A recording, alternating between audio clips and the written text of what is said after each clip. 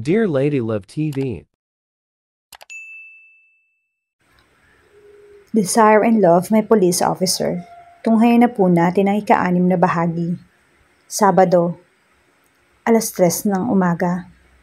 Mark, paanas na sabi ni Niana na lumapat ang palad na lalaki sa gilid ng kanyang mukha.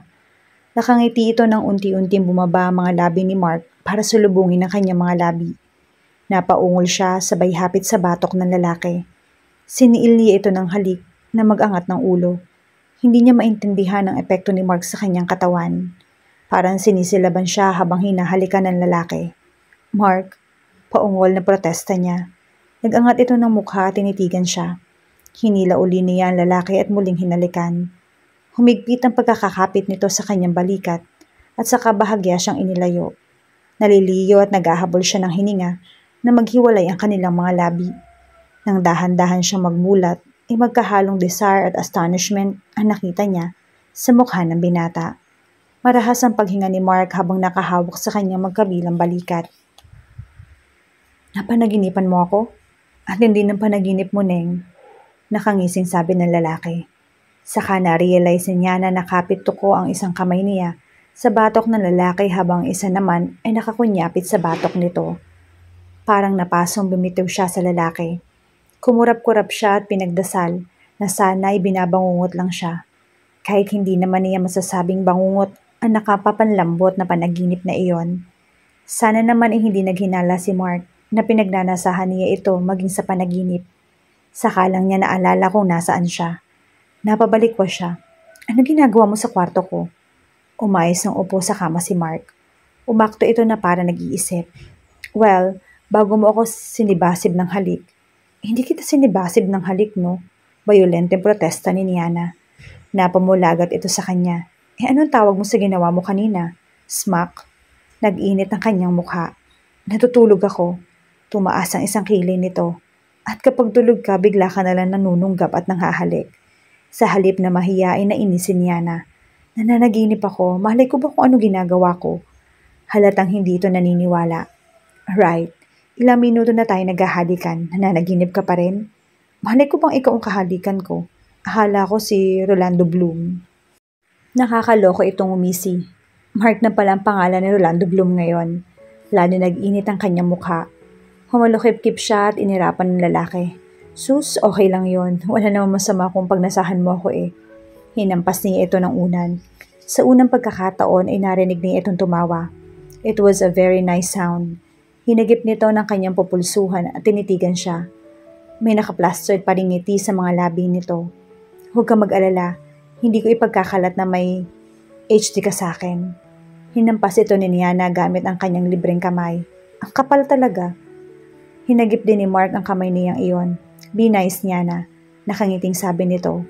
Pero agad ding sumeryoso. Masok nga pala ako dito para ipaalam sa iyo na nakita ko na si Ana. Nanlaki ang kanyang mga mata.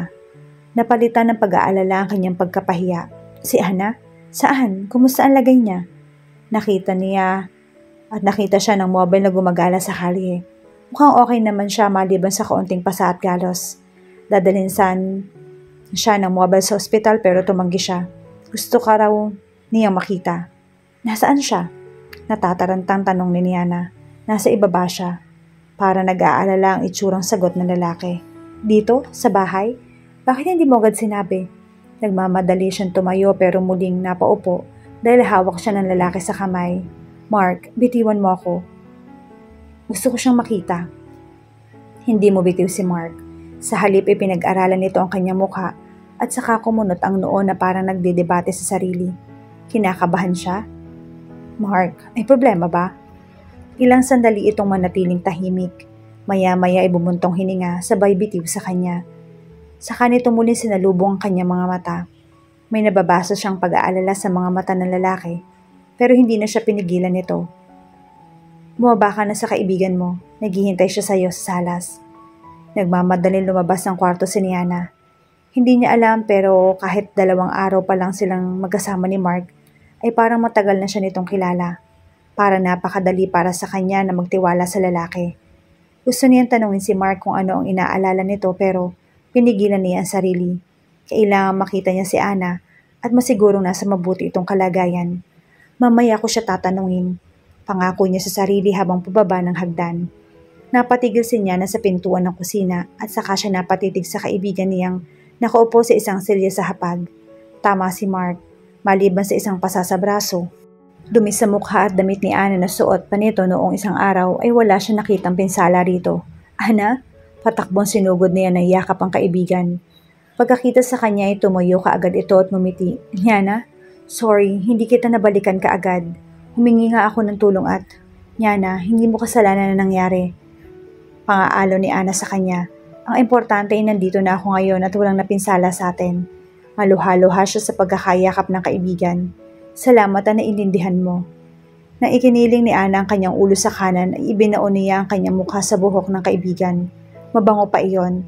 Mukhang kakaligo lang nito. Ang first impulse ni Yana ay magtanong kung pinayagan ba itong maligo ng kidnappers, pero pinigilan niya ang sarili. Baka long-lasting talaga ang scent ng shampoo ng kaibigan. Pero hello, 2 days na ang nakalilipas. Wala bang napinsala sa'yo?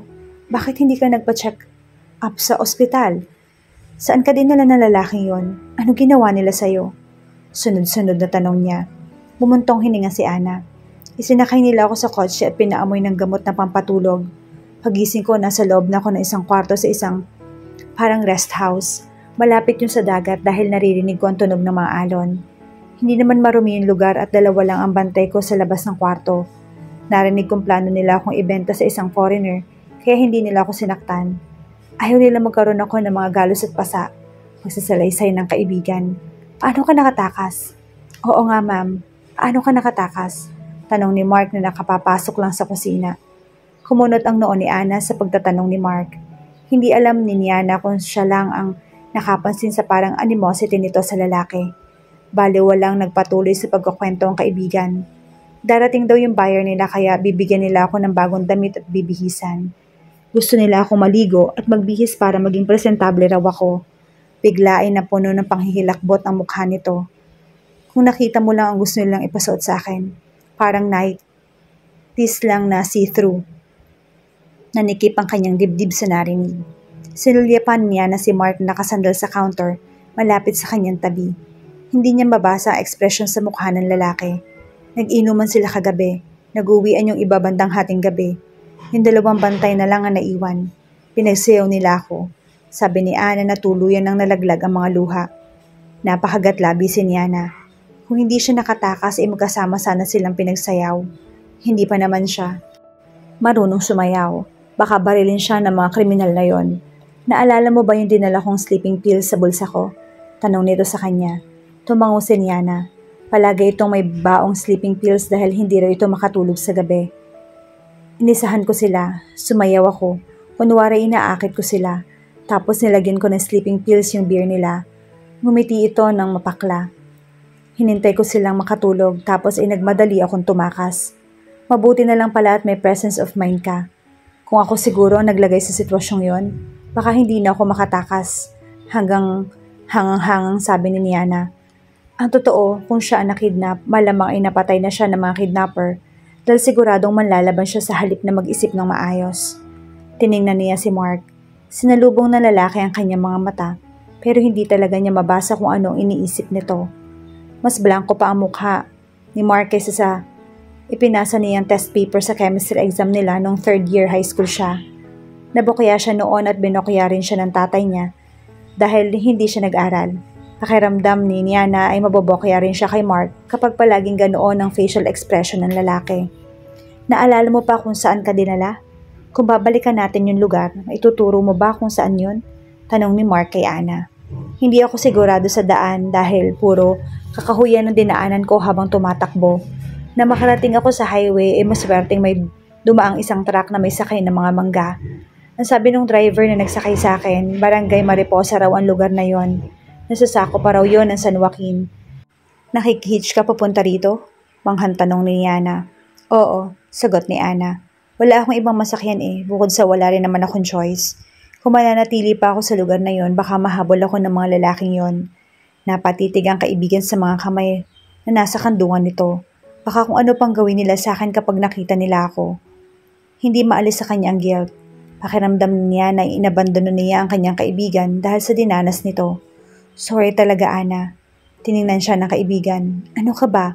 Kung ikaw ang tinangay nila, malamang iginawa ko rin yung ginawa mo. Napabuntong hininga siya. Salamat at naiintindihan mo ako.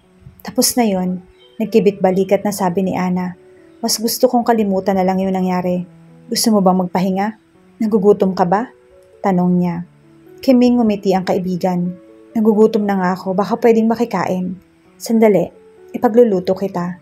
Nagmamadaling tumayo si Ana mula sa silya at binuksan ang refrigerator para maghanap ng pagkain. Sumulyap siya kay Mark. Ikaw, gusto mo rin ba na mag-almusal? Sure, bakit hindi? Ngumiti siya at saka binalingan si Ana. Mas mabuti sigurong dumito ka muna para naman magkasama tayo rito. Sabi niya. Kumuha si Ana ng isang lata na luncheon meat. Binuksan niya iyon sa pamamagitan ng can opener. Pagkatapos niyang hiwa-hiwain, inigsalang siya ng kawali sa kalan at saka sinimulan ng pagpiprito. Inihanda na rin ni Ana ang kanyang mga kakailanganin para sa pagsasangag ng malamig na kanin na inilabas na rin niya mula sa refrigerator. Actually, mas mabuti mag-relocate kayong dalawa. Sabad ni Mark. Napatingin siya sa lalaki. Nakatingin ito sa kanya. Kung naaalala mo, tinangay ng lalaki yung bag mo at nandun yung address mo.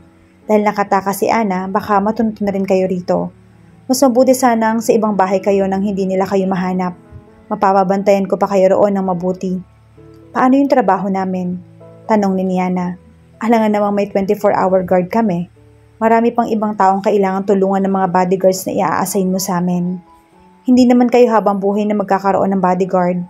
Pababantayan ko lang kayo hanggang sa araw na mahuli namin ang mga dumukot sa inyo. Sagot ni Mark na kampante pa rin na nakasandal sa counter. Paano kung hindi niyo sila mahuli? Nangahamon tanong ni Ana. Tiningnan ito ni Mark ng makahulugan. Mahuhuli namin kung sino man ang taong involved sa kasong to. Sigurado ka? Kung hindi pa nga ako kusang tumakas, hindi niyo pa sana ako makikita hanggang ngayon. Tumaas ang isang sulok ng mga labi ni Mark, forming a mysterious smile. Ma'am, sa pinagdaanan niyo, hindi ba dapat magiging supportive at eager kayo na mahuli ang mga dumukot sa inyo? Tumaas ang isang kilay ni Ana. Wala naman kayong maitutulong Kasalanan ko ba kung wala akong tiwala sa kakayahan ninyo? Napamaang si Ana sa kanyang kaibigan bago siya napatingin kay Mark. Sa halip na magalit ay kalmadong-kalmado ito at parang ikinukonsidera ang sinabi ni Ana. Hindi ka namin masisisi kung ganyan na nararamdaman mo, pero sisikapin naming mahuli ang mga salarin at mapapadali yon kapag makikipag-cooperate ka sa amin para matunto namin ang pinagtataguan nila. Ayaw sana niyang sumali sa usapan pero nakita niya na ang punto ni Mark. Ana, he's right. Mas mapapabilis ang paghuli sa mga kidnapper kung makikipagtulungan tayo sa mga pulis. Umismid si Ana at tiningnan ng masama si Mark. Maya-maya ay bumuntong hininga ito. Sige na nga. Pinigilan niya ang sariling mapangiti ng irapan ng kaibigan si Mark. Naaamuse siya sa animosity ni Ana sa lalaki. Binalingan niya ang huli. May pasok na pala ako mamaya. May ibibilin ka ba? Mas mabuti sigurong huwag na munang pumasok sa trabaho, sabi ni Mark. Akma magpoprotesta siya pero mabilis itong nagpatuloy. Kakausapin ko yung manager mo. Mag-file ka muna ng leave kahit 1 week lang. Ikaw rin, Ana. 1 week? Hindi makapaniwalang bulala si Ana. Na-freeze ang kanyang kamay sa paghangon ng luncheon meat bago. Paano ang sweldo ko? Wala akong kakainin kung hindi ako magtatrabaho. Lalo naman ako. Pero okay sa akin na mag-file ng leave, sabi ni Ana. Ang problema lang baka hindi ako payagang mag-leave ng straight na 1 week dahil kakaumpisa ko pa lang sa trabaho. Sandaling natahimik si Mark bago ito nagsalita. Sa mall sa Fentabella kayo nagtatrabaho, hindi ba? Sumulyap si Mark sa relo. Bukas ay isasamahan ko kayo roon. Pagkatapos niyong kumain ay magpahinga na kayo. Excuse me, may tatawagan lang ako. Pagkasabi nito niyon ay lumabas na ng kusina si Mark. Umismid ito. Nakakainis yung guard dog mo ha. Reklamo ni Ana sa kanya nang silang dalawa na lang ang naiwan sa kusina. O ay ang pagiging overprotective. Para namang may binatbat talaga. Kumunot ng kanyang noo. Mula na makidnap ka ay hindi siya tumigil sa paghahanap sa'yo. Kaunting kooperasyon lang hinihingi niya, Ana. Inismeran lamang siya ng kaibigan. Ayaw mo bang makulong yung mga dumukot sa'yo? Napamaang si Ana. Mabuti na lang at nakatakas ka, pero isipin mo na lang, Ana. Paano kung mandukot uli sila ng ibang babae? Paano kung gahasain at patayin nila yon? Paano kung yun ang mangyari sa atin? Mas gugustuhin mo makipag-away sa mga pulis at hayaan na lamang na gawin ng mga taong yon sa iba ang muntik nang mangyari sa'yo?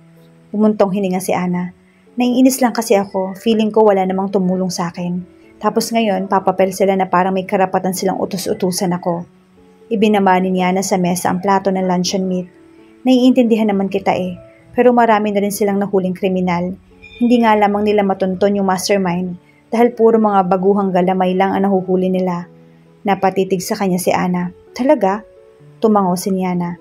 Kaya magtiwala ka at makipag-cooperate ka na lang kay Mark. Siguradong mahuhuli ang mga dumukot sa'yo. Mark? Mark lang ang tawag mo sa kanya? Tanong nito na nakataas ang isang kilay. So?